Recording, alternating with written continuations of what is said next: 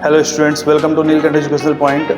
Students, आज से हम अपने क्लास 12th का नया बैच स्टार्ट कर रहे हैं और इसके रिगार्डिंग जो वीडियोस हैं वो आपको डेली बेसिस पर मिलती रहेंगी। तो स्टार्ट करते हैं। आज हम स्टार्ट कर रहे हैं क्लास 12th का पहला chapter, electric charge and fields.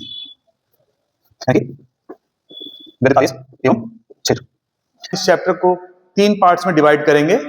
पहला, सबसे पहली चीज तो हम आपको इसके बारे में थोड़ी सी हिस्ट्री बता देंगे, क्योंकि एक आइडिया होना जरूरी है। और आप जानते हैं, मैं हमेशा जब भी पढ़ाता हूं तो मेरा पढ़ाने का जो तरीका है वो ये है कि बच्चे को ये समझ में आया कि कॉन्सेप्ट डेवलप कैसे होते हैं। सिर्फ रट के एग्जाम पास नहीं करना है, हमारा पर्पस है कि हम कॉन्सेप्ट डेवलप कैसे हो रहा है उसे समझें, उस डेवलपमेंट की प्रोसेस को समझें। इसलिए थोड़ा सा एक हिस्ट्री। इसके बाद दूसरा टॉपिक, जो हम दूसरा पार्ट हम जिसमें इसको डिवाइड करेंगे वो होगा, हम इसके टर्म्स को इंट्रोड्यूस करेंगे। अलग अलग जो भी टर्म्स होंगे हम पहले जान लेंगे कि वो टर्म्स हैं क्या क्या, फिर हम उनके बारे में डिटेल में बात करेंगे। उसके बाद तीसरी चीज, हम डिटेल्ड स्टडी करेंगे इस चैप्टर की। ठीक है, डिटेल्ड स्टडी में हम बहुत सारे छोटे छोटे टॉपिक्स होंगे जिनको डिवाइड करेंगे, और हर एक टॉपिक को, जैसे इलेक्ट्रिक फील्ड क्या है, कूलम्स लॉ क्या है, इलेक्ट्रिक फील्ड क्या है, और उसके बाद से फिर इलेक्ट्रिक डाइपोल क्या होता है, डाइपोल की वजह से इलेक्ट्रिक फील्ड क्या होती है, ये सारे पॉइंट्स को हम अलग अलग इसके अंदर स्टडी करेंगे। ठीक है, तो चलिए स्टार्ट करते हैं। तो स्टूडेंट्स, सबसे पहले तो ये जान लेते हैं कि ये जो चैप्टर है इलेक्ट्रिक चार्ज एंड फील्ड्स, ये आपकी पहली यूनिट इलेक्ट्रोस्टैटिक्स का पार्ट है। इलेक्ट्रो का मतलब आप जानते हैं, हम चार्ज्ड पार्टिकल्स की बात कर रहे होते हैं। जहां भी वर्ड इलेक्ट्रो या इलेक्ट्रिकस आ रहा होता है इलेक्ट्रिक आता है, वहां पर हम सिंपल सी बात कर सकते हैं कि हम चार्जेस की बात कर रहे हैं। और स्टैटिक्स का मतलब होता है कि हम स्टैटिक चार्जेस की बात कर रहे हैं, स्टैटिक चार्जेस की बात कर रहे हैं, विच मीन्स कि चार्ज जो है वो क्या है, अपने पॉइंट पर रुका हुआ है, कहीं भी मूव नहीं कर रहा है। ठीक है, इस बात को ध्यान रखिएगा। तो ये आपकी पहली यूनिट है जिसका टॉपिक है इलेक्ट्रिक चार्ज एंड फील्ड्स। ठीक, पहला चैप्टर।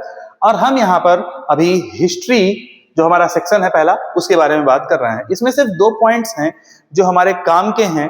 पहला पॉइंट तो ये है कि 600 BCE में, यानी कि क्राइस्ट से 6 साल पहले, क्राइस्ट एरा के स्टार्ट होने से 600 साल पहले, यानी कि अगर हम कहें हिस्ट्री की बात करें तो जब बुद्ध आए थे उस समय की बात कह सकते हैं, जब बुद्ध थे उस समय, या फिर हम ये कह सकते हैं कि आज से लगभग 2600 साल पहले एक ग्रीक फिलोसोफर थे, थेल्स।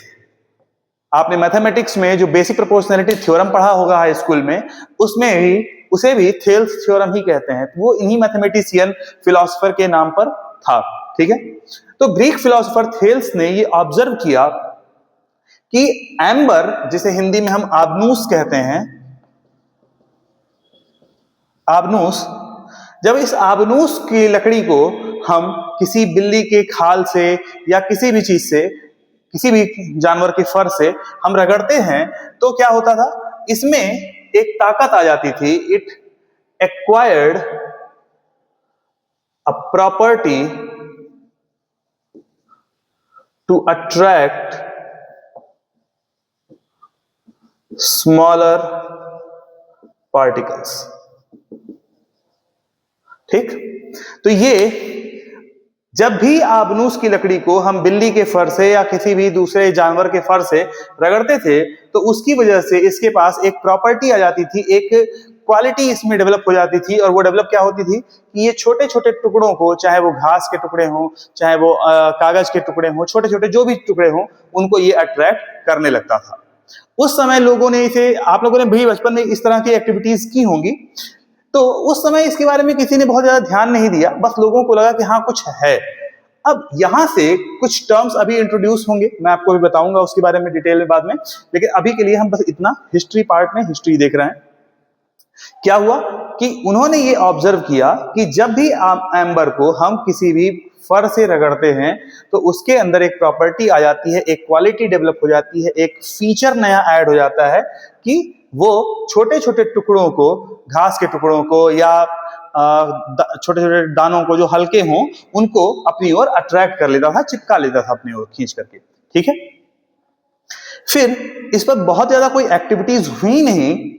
बाद में 1600 सीई में, यानी कि आज से लगभग 400 साल पहले, जो इंग्लिश साइंटिस्ट थे गिलबर्ट, उन्होंने इसको लेकर के, इसी फेनोमेनन को लेकर के उन्होंने एक टर्म इंट्रोड्यूस किया जो लैटिन का वर्ड था इलेक्ट्रिकस।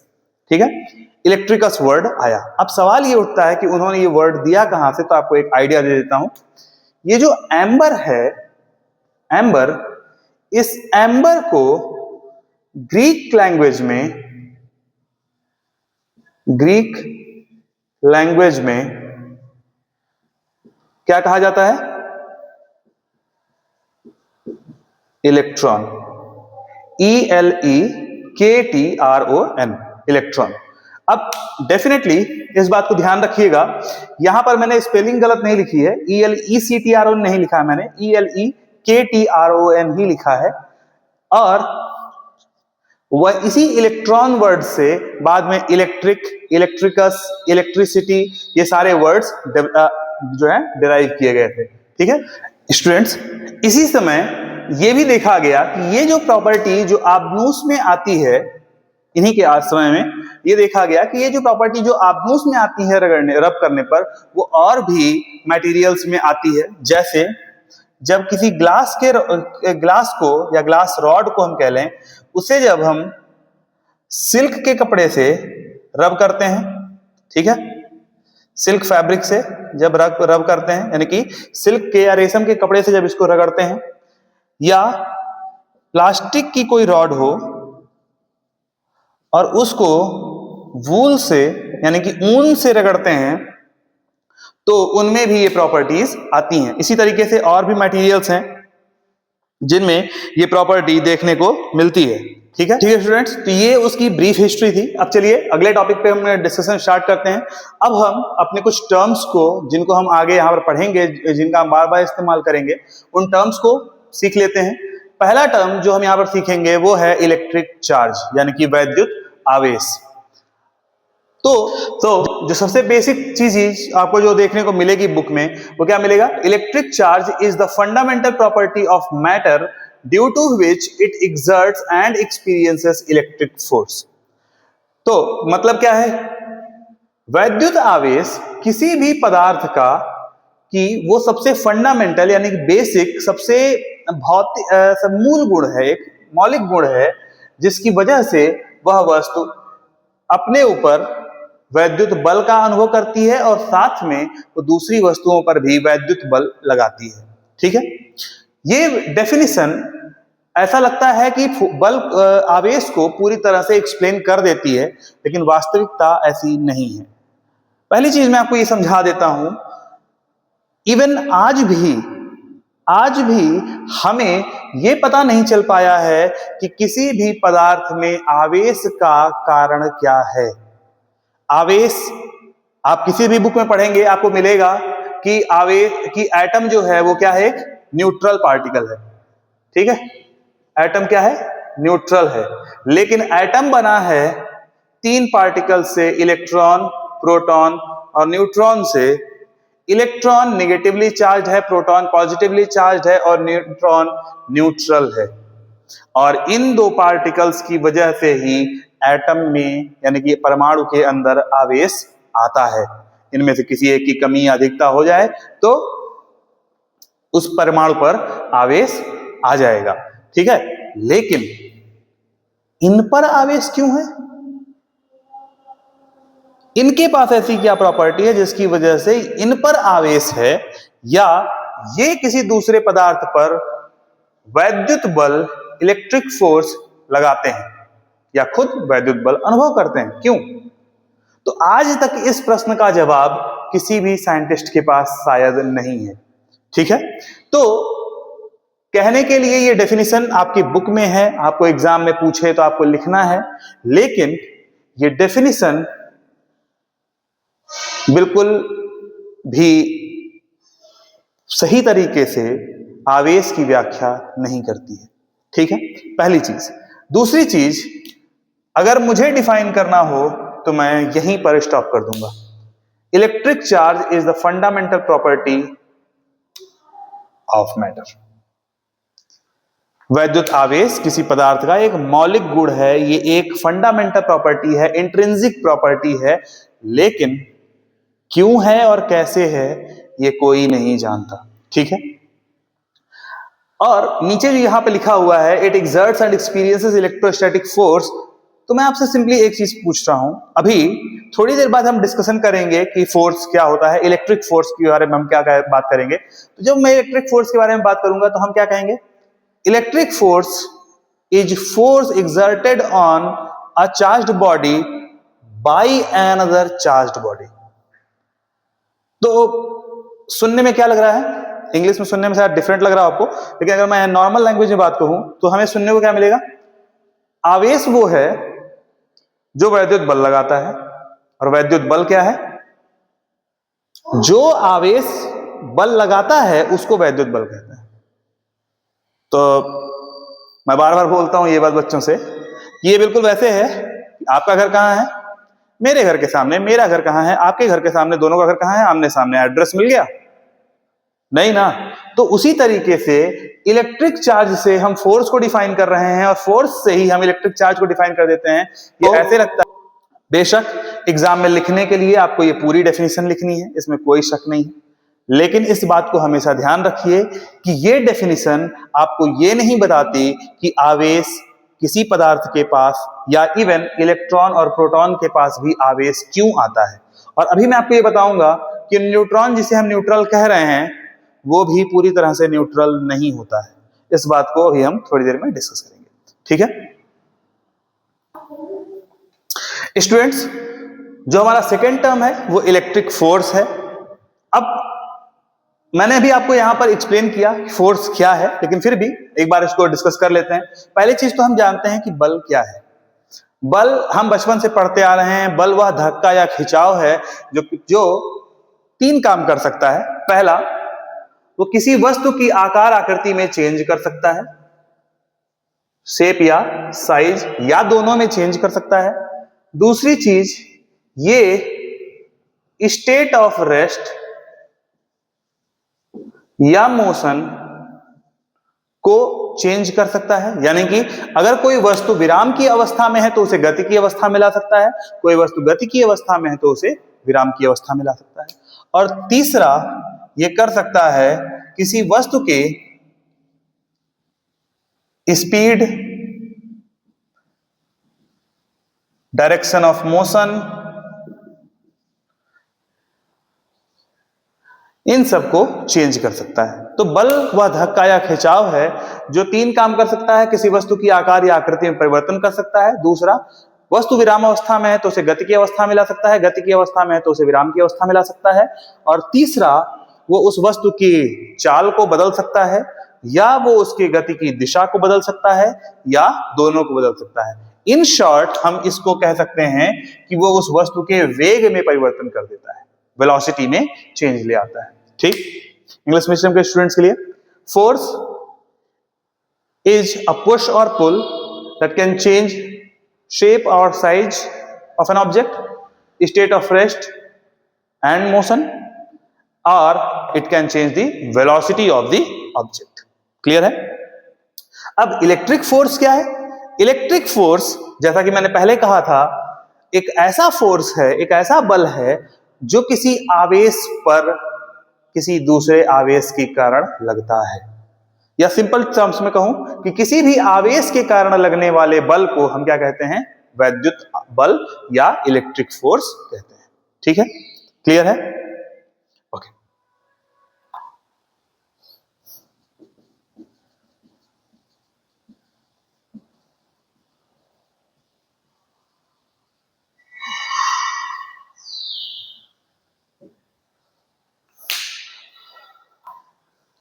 स्टूडेंट्स, तीसरा टर्म जिसके बारे में हम डिस्कशन करेंगे इस चैप्टर में वो टर्म क्या है? इलेक्ट्रिक फील्ड, यानी कि वैद्युत क्षेत्र।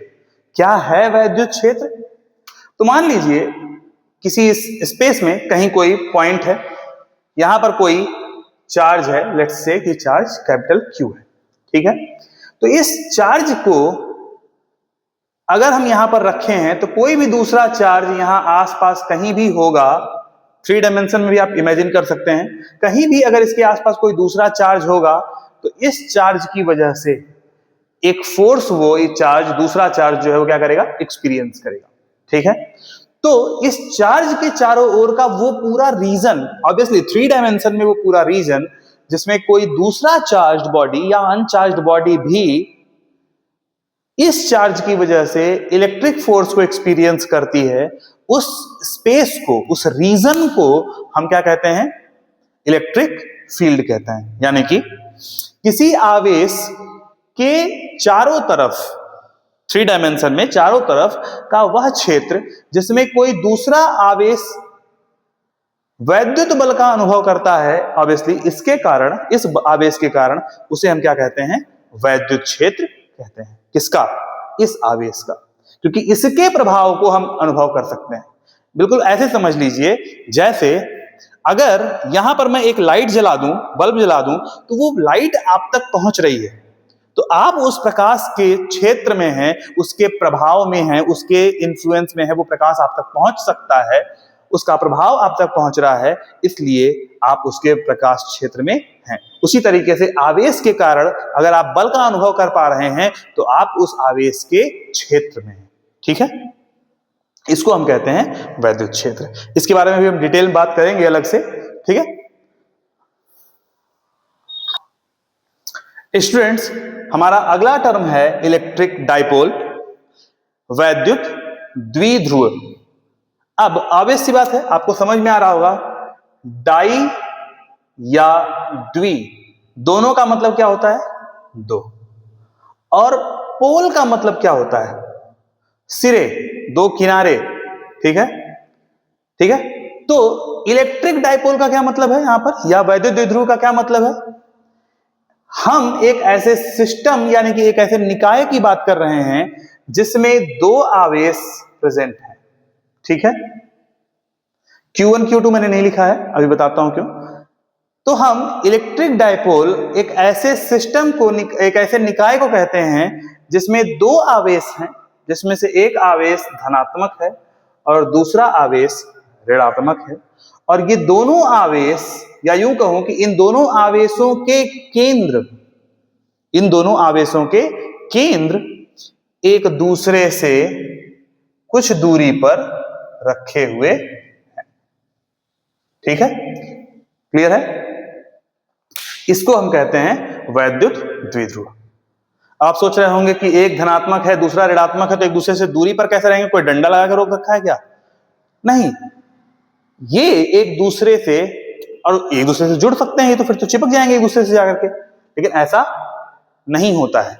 जैसे अगर हम एक बेसिक सा एग्जांपल देखें तो एक परमाणु है, ये क्या है? परमाणु का नाभिक है, यानी कि न्यूक्लियस है। इस न्यूक्लियस में एक प्रोटॉन है, ठीक, और यहां बाहर एक इलेक्ट्रॉन है, एक पॉजिटिव और एक नेगेटिव, और एक दूसरे से कुछ दूरी पर है। और आपको पता है कि एटम का इलेक्ट्रॉन प्रोटॉन की तरफ गिरता नहीं है, वो इसी कक्षा में चक्कर लगाता रहता है, ठीक है। ये सबसे छोटा, सबसे बेसिक एग्जांपल हो सकता है। मैंने हाइड्रोजन एटम की बात की।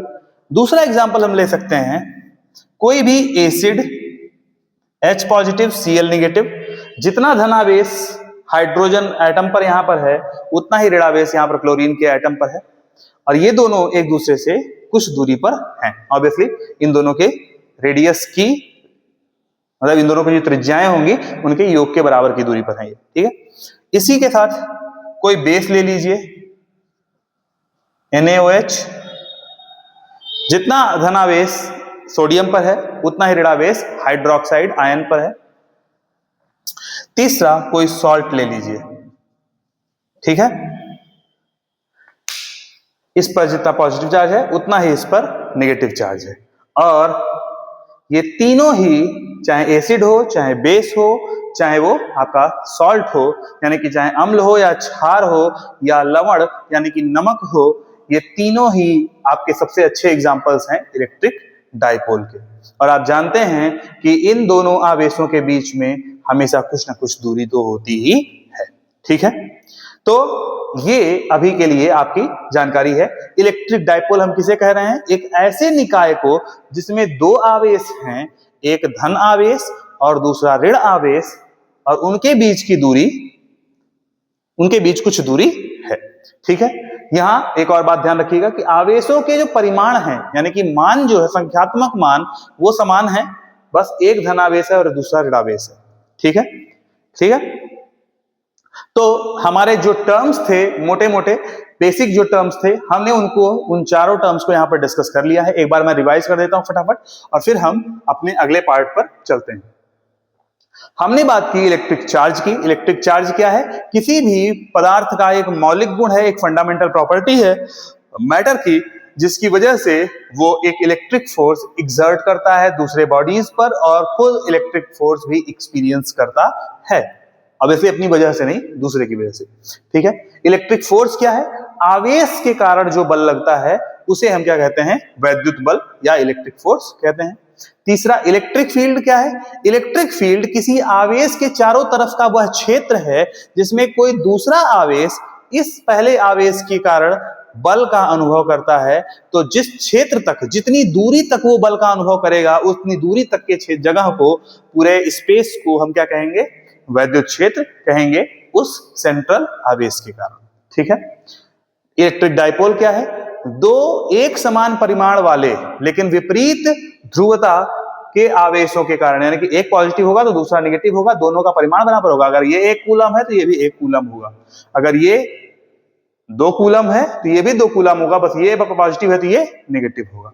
ठीक, तो दो अलग अलग ध्रुवता के, अलग अलग पोलैरिटी के लेकिन समान परिमाण वाले आवेश जो एक दूसरे से कुछ दूरी पर स्थित होते हैं, ऐसे एक निकाय को, जिसके एग्जांपल्स ये हैं, इस निकाय को हम इलेक्ट्रिक डाइपोल कहते हैं। ठीक है, इतना समझ में आ गया? यहां तो कोई डाउट होना नहीं चाहिए, लेकिन अगर कोई डाउट है तो आप तुरंत कमेंट में क्वेश्चंस पूछ सकते हैं। ठीक है स्टूडेंट्स, चलिए स्टार्ट करते हैं। अब डिटेल में हम स्टडी करेंगे इलेक्ट्रिक चार्ज के बारे में। इसकी डेफिनेशन हम ऑलरेडी डिस्कस कर चुके हैं, एक बार रिवाइज कर लेंगे। टाइप्स कितने हैं, कैसे पता चले, सब कुछ। इलेक्ट्रॉन थ्योरी क्या है, इलेक्ट्रोस्टैटिक इंडक्शन क्या होता है, यूनिट्स एंड डायमेंशंस क्या क्या है, इसके प्रॉपर्टीज क्या हैं, जैसे additivity, conservation of charges, quantization of charges, और इसमें कैसे हमें ये सारी चीजें पता चली, इसकी डिटेल्ड स्टडी हम करते हैं। ठीक है, तो इलेक्ट्रिक चार्ज क्या है?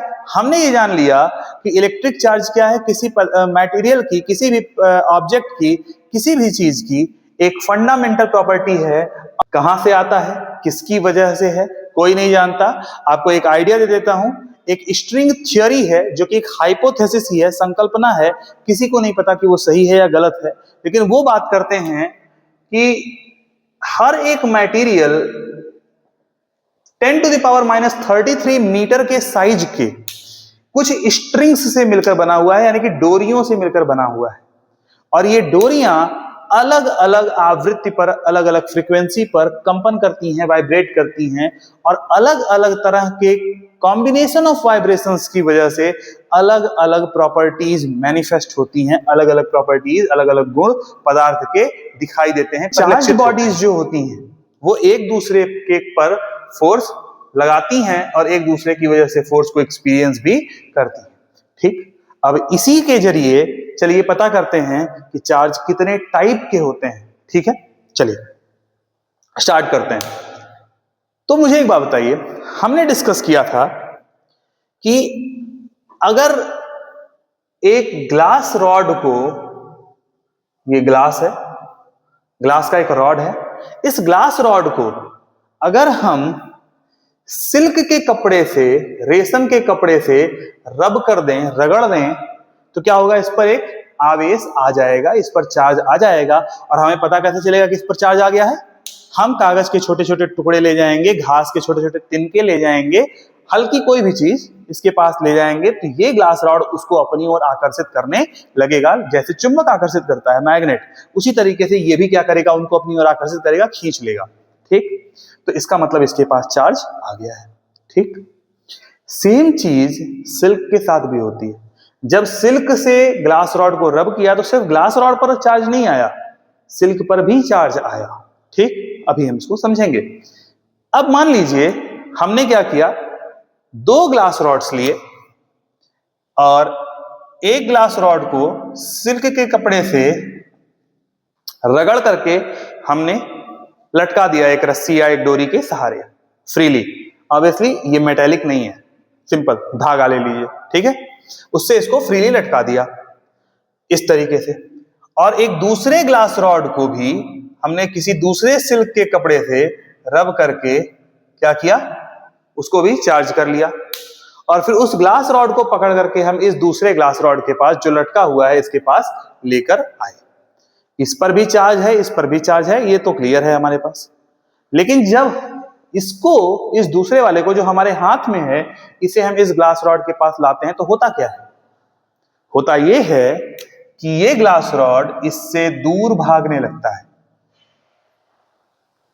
ये ग्लास रॉड जो लटका है, फ्री है मूव करने के लिए, वो दूर भागने लगता है इस दूसरे चार्ज्ड ग्लास रॉड से।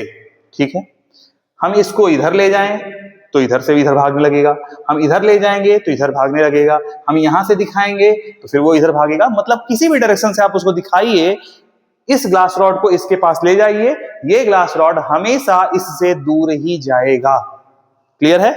आप कहीं पर भी किसी भी डायरेक्शन में इसको पॉइंट करिए। हाँ, अब ऑब्वियसली सेंटर में करेंगे तो अगर ये भारी हुआ, ऑब्वियसली भारी ही होगा, तो ये उससे दूर तो नहीं जा पाएगा फिर उस कंडीशन में, तो फिर आप टच करा सकते हैं। लेकिन नॉर्मली अगर आप इसे धीरे धीरे पास ले जाएंगे तो आप देखेंगे कि वो ऐसे ऐसे इससे दूर जाता चला जाएगा और उसके पास नहीं आना चाहेगा। ठीक है, बात समझ में आ रही है?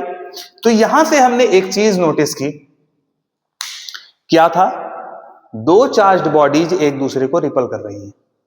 ठीक, सिमिलर एक्सपेरिमेंट फिर हमने क्या किया, एक, चलिए प्लास्टिक की रॉड से मान लीजिए कर लिया। ठीक है, ये एक प्लास्टिक की रॉड है, इसको भी हमने चार्ज किया, ऊन से रगड़ दिया और ऊन से रगड़ करके इसको भी हम ऐसे ही फ्रीली लटका देंगे। और दूसरे एक प्लास्टिक के रॉड को, उसको भी किसी दूसरे ऊन के टुकड़े से रगड़ करके इसके पास ले गए। यहां भी हमने ये नोटिस किया कि जब इसको पास ले जा रहे थे तो ये दूर भाग रहा था। ठीक, तो यहां से हमने एक ऑब्जर्वेशन किया, और ऑब्जर्वेशन क्या है,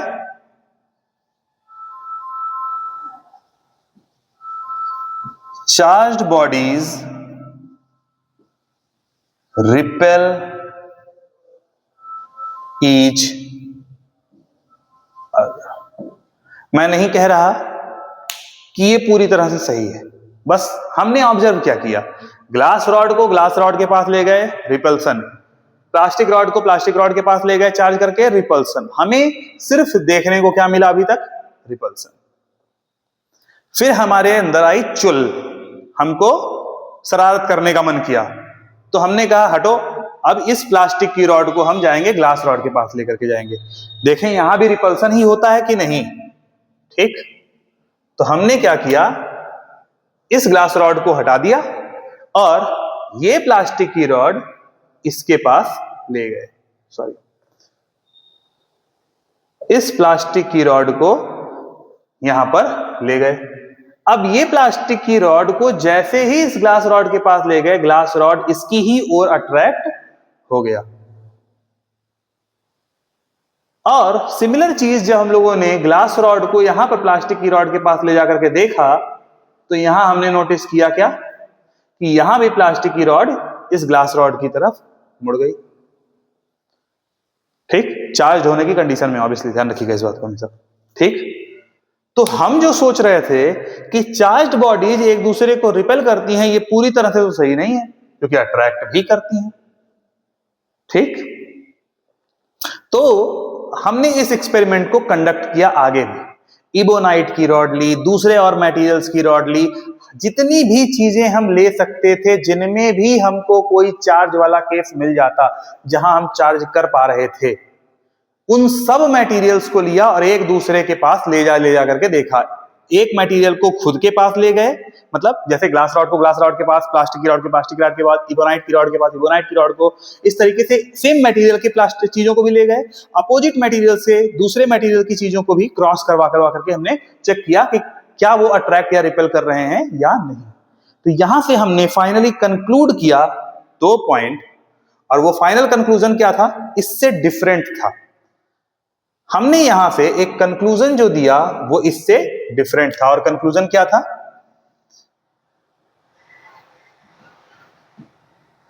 चार्ज्ड बॉडीज 2 चीजें कर रही थी। पहला, कुछ चार्ज्ड बॉडीज एक दूसरे को रिपेल कर रही थी, और कुछ चार्ज्ड बॉडीज एक दूसरे को क्या कर रही थी, अट्रैक्ट कर रही थी। ठीक, कहीं भी हमको किसी तीसरे तरह का कोई फिनोमेनन देखने को नहीं मिला। ऐसा कहीं नहीं मिला कि एक चार्ज बॉडी को दूसरी चार्ज बॉडी के पास ले गए तो कुछ हुआ ही नहीं। ऐसा भी हो सकता था कि मान लो ग्लास रॉड को प्लास्टिक रॉड के पास ले गए, प्लास्टिक रॉड में कोई मूवमेंट ही नहीं, ना अट्रैक्शन है ना रिपल्सन है, कुछ नहीं। ऐसा देखने को हमको नहीं मिला। हमें सिर्फ 2 चीजें देखने को मिली बार बार।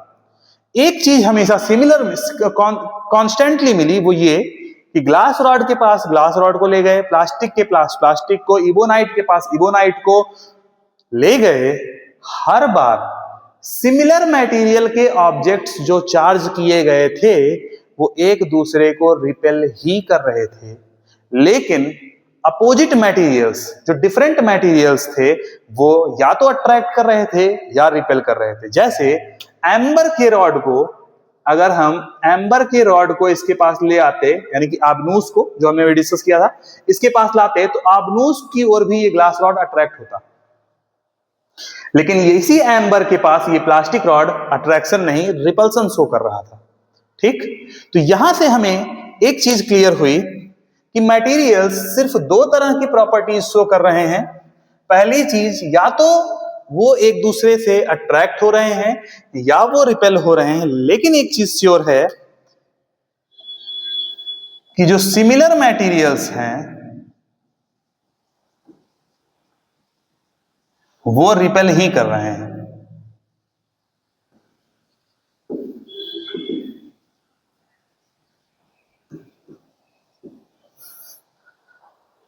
दो ग्लास रॉड्स, 2 प्लास्टिक की रॉड्स, 2 इबोनाइट की रॉड, 2 एम्बर की रॉड्स, ये हमेशा एक दूसरे को रिपेल ही कर रहे हैं। अब एक चीज सोचिए, क्या है कि अगर 2 ग्लास रॉड्स हमारे पास हैं और दोनों को हमने अलग अलग 2 सिल्क के, एक ही जैसे सिल्क के कपड़ों से रब किया है, तो दोनों पर अलग अलग प्रॉपर्टीज आ सकती हैं क्या, कि एक पर कोई दूसरा चार्ज आ जा रहा हो, दूसरे पर कोई दूसरा? ऐसा हो सकता है? नहीं। हमारी फिजिक्स की, हमारी नेचर की जितनी अंडरस्टैंडिंग है वो ये है कि पानी की बूंद, चाहे वो नदी की हो, चाहे वो नाले की हो, चाहे वो समुद्र की हो, चाहे वो नहर की हो, चाहे वो झील की हो या कुएं की हो, पानी की हर एक बूंद में जब हम इलेक्ट्रोलिसिस कराते हैं तो हमको हाइड्रोजन गैस और ऑक्सीजन गैस ही मिलती हैं। दिस मीन्स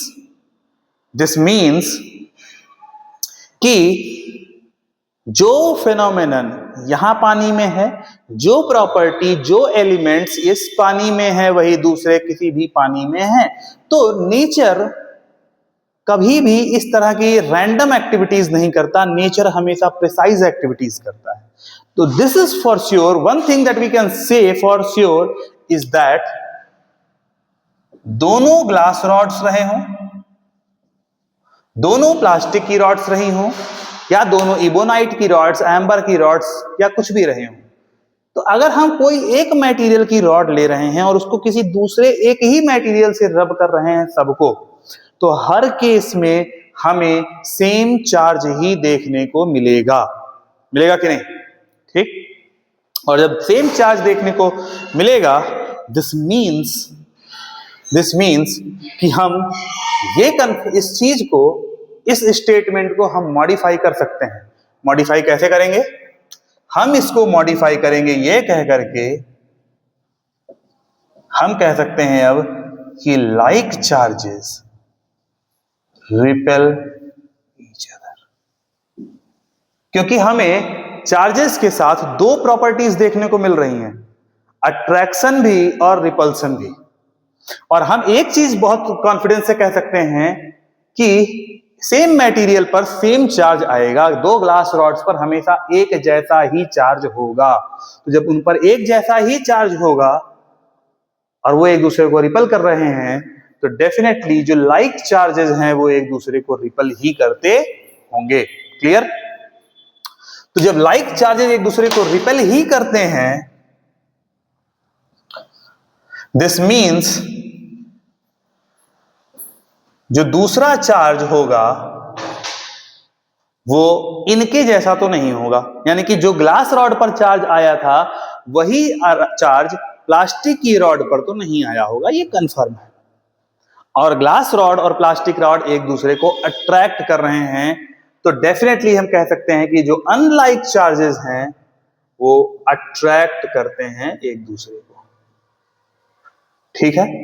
बहुत हल्की सी माथापच्ची है, बहुत हल्की सी मेहनत है, बहुत हल्का सा दिमाग लगना है, लेकिन हमें एक चीज क्लियर हो गई कि जो लाइक चार्जेस हैं, एक जैसे चार्जेस हैं, वो हमेशा एक दूसरे को रिपेल करेंगे। तो इसके बेसिस पर हम साफ साफ तुरंत कह सकते हैं कि जो एम्बर था उसको प्लास्टिक रॉड रिपेल कर रही थी, तो एम्बर पर और प्लास्टिक रॉड पर भी सेम चार्ज आया होगा। ठीक है? एम्बर पर और प्लास्टिक रॉड पर भी सेम चार्ज आया होगा, लेकिन ग्लास रॉड पर और प्लास्टिक की रॉड पर डिफरेंट चार्जेस रहे होंगे। क्लियर है ये बात? तो हमने जब इतना क्लियर कर लिया, तो अब बात आती है ये जो चार्जेस हैं इनको नाम देने की। ठीक? क्योंकि एक चीज हमें क्लियर है कि दो ही तरह के चार्जेस हैं, क्योंकि दो ही तरह के प्रॉपर्टीज हमको देखने को मिल रही है। ठीक? तो अब अगर मैं कहूं कि टाइप्स ऑफ चार्जेस कितने हैं, तो टाइप्स ऑफ चार्जेस कितने हैं? दो। कौन कौन से? अब यहां पर बात आती है कि नाम कैसे दिया जाए। तो नाम देने के मामले में एक साइंटिस्ट थे जिनका नाम था बेंजामिन फ्रैंकलिन।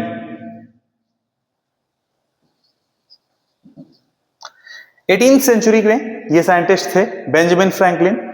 इन्होंने इन दोनों चार्जेस को सबसे पहली बार नाम दिया।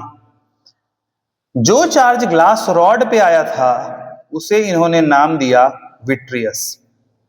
विट्रियस वर्ड का मतलब होता है ट्रांसपेरेंट, और हमको पता है कि ग्लास जो होता है वो क्या होता है? ट्रांसपेरेंट होता है। तो जो ग्लास रॉड पर जो चार्ज था उन्हें इन्होंने नाम दिया विट्रियस, और जो दूसरा था जो एम्बर जैसे मटेरियल्स पर था उसको इन्होंने नाम दिया रेजिनस। क्योंकि ऐसे जो मटेरियल्स होते हैं इबोनाइट या एम्बर, ये रेजिन का काम करते हैं, कलर प्रोवाइड करने का काम करते हैं, इसलिए इन्हें नाम दिया गया रेजिनस। ठीक? तो जो सबसे पहला नॉमेनक्लेचर प्रोवाइड हुआ वो यही था। बाद में इन्होंने लेटर ऑन जब इन्होंने ऑब्जर्वेशन किए और एक्सपेरिमेंट्स किए, तो इन्होंने पाया कि दो चार्ज्ड बॉडीज जिन पर अलग अलग चार्ज है, यानी कि एक पर विट्रियस है दूसरे पर रेजिनस है, अगर इनको एक दूसरे के कांटेक्ट में लाया जाए, एक दूसरे से चिपका दिया जाए, टच करा दिया जाए, तो ये एक दूसरे को कैंसल आउट कर देते हैं, एक दूसरे के प्रभाव को निरस्त कर देते हैं। यानी कि अगर मैं एक ग्लास रॉड को और एक सिल्क की रॉड को रब करूं और रब करने के बाद इनको अलग अलग कर दूं, तो दोनों हल्के ऑब्जेक्ट्स को अट्रैक्ट कर रहे हैं, लेकिन जब वापस इनको टच करा दे रहा हूं तो क्या हो रहा है? अब ना सिल्क हल्के टुकड़ों को अट्रैक्ट कर रहा है और ना ही ग्लास रॉड, ये वापस एक दूसरे के इफेक्ट को कैंसल आउट कर दे रहे हैं। दिस मीन्स ये बिल्कुल वैसे ही बिहेव कर रहे हैं जैसे नंबर्स, पॉजिटिव और नेगेटिव नंबर्स, +2 और -2, इंपैक्ट क्या है? 0। तो बाद में इन्होंने इसी को नाम दिया और जो ग्लास रॉड पर चार्ज था विट्रियस, इसे इन्होंने कहा पॉजिटिव चार्ज, और जो रेजिनस था उसे इन्होंने नाम दिया नेगेटिव चार्ज।